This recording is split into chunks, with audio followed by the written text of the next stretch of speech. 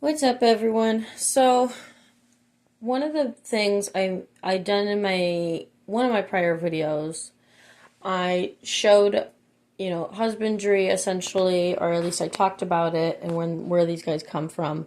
So, my idea was to kind of show everybody physically how I kind of keep these guys personally.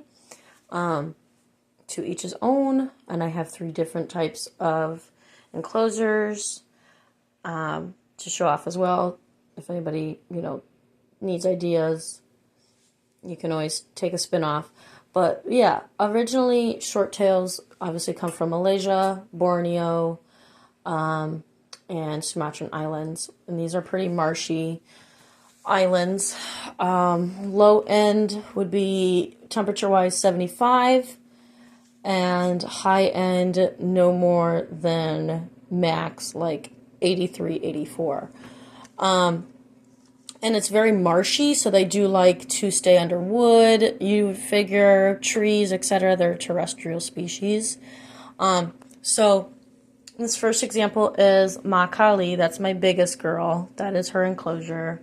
It is big enough. It would be a 4x2 by 1, so she doesn't get like that extra foot.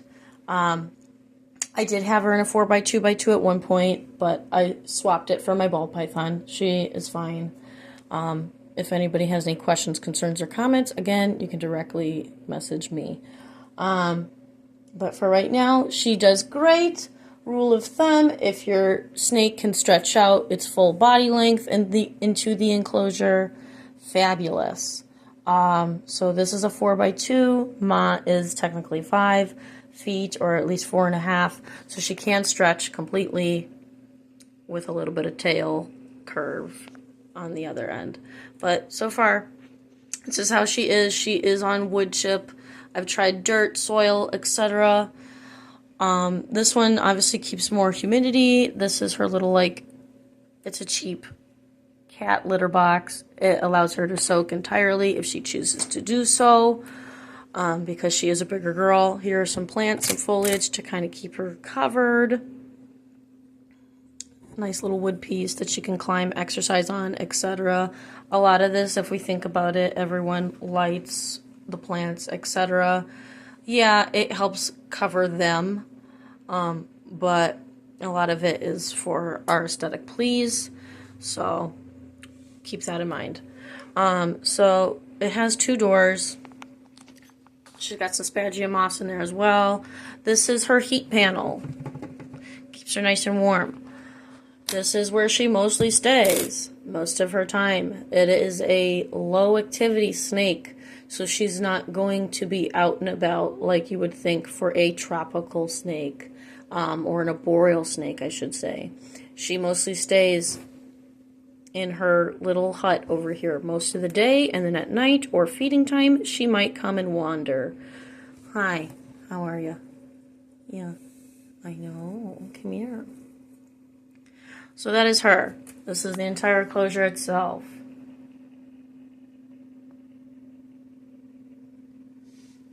I do plan on upgrading her a little bit to a 6x2 just to give her a little bit more room. But also keep in mind, these snakes, because they're low activity, at times having huge enclosures for these guys can also overwhelm them. So they do like it nice tucked space at times as well. I'm not keeping her in something too small, if that's anybody's concern. She's fine. She gets out, she stretches, she pees, she poops, she eats great. No respiratory issues, no thermal shock. And that is directed towards somebody that thought that one of my snakes was going into thermal shock. No, these guys live just cushy lives. I could be keeping them in racks. I could be keeping them in shoe boxes. I don't. They live a glorious life here. And they're fed more times than they would be in the wild. Alright, there's first.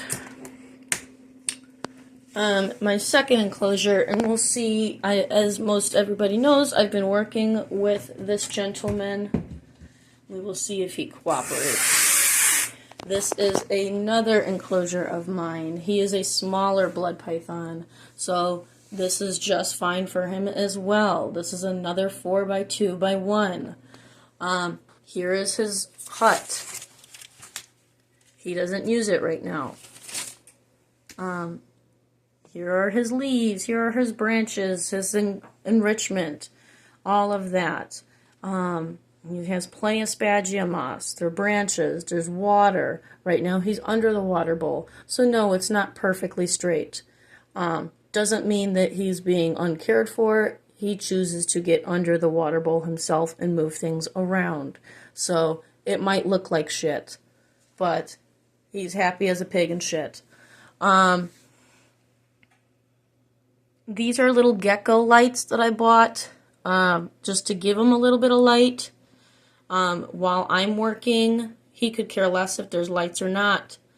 So there's that. Here he is. He's pretty great. No, this is the one. He does not have thermal shock. No, he does not have a respiratory distress or infection or anything. Again, if anybody ever has questions, concerns, or comments about how I keep my animals, I'll be happy to enlighten you. He's fine. He's about to shed. Third enclosure that I have for my short tail. This one, just to give you a brief description. Another 4x2x1. It's also heated, obviously. This one does not have any lights, so we'll see how much I can show off. There we are. He doesn't have any lights, just as an example. Eventually I will be putting lights in here, but for right now, I haven't gotten to it. And again, he's another one. He could give a fuck about what the lights look like and all of this. So again, he's got his lights, or his water bowl. He's got his enrichment. Again, half the time, he doesn't really do much in here. He would rather be under his water bowl or under a branch. Again, he's got substrate as well, Reptichip. It's the breeder block. Pretty simple. That's what I like about these guys. It doesn't have to be crazy. Bonus, I do have my crusty eggs in here because it is pretty humid. Now, on average, these guys, humidity-wise, can be anywhere from 60% to 80%. It's not going to be 99% like a Brazilian rainbow boa, and it's not going to be dry. Keep in mind, they can deal with a little bit of dryness, but not as much as a corn snake or a desert snake. My house, on average, is 80 degrees. Their enclosures, and we can check together, 83.5. So nobody's cooking, nobody's roasting, nobody's cold. Nobody, again, has mites or is uncared for, neglected, etc. If anybody, again, has any questions, please let me enlighten you. But that is a few examples of what I do with my short tails. They all have great temperaments. Again, they all live rich, lavish lives, full bellies, handled pretty regularly, unless they're in shed or on this account for this boy.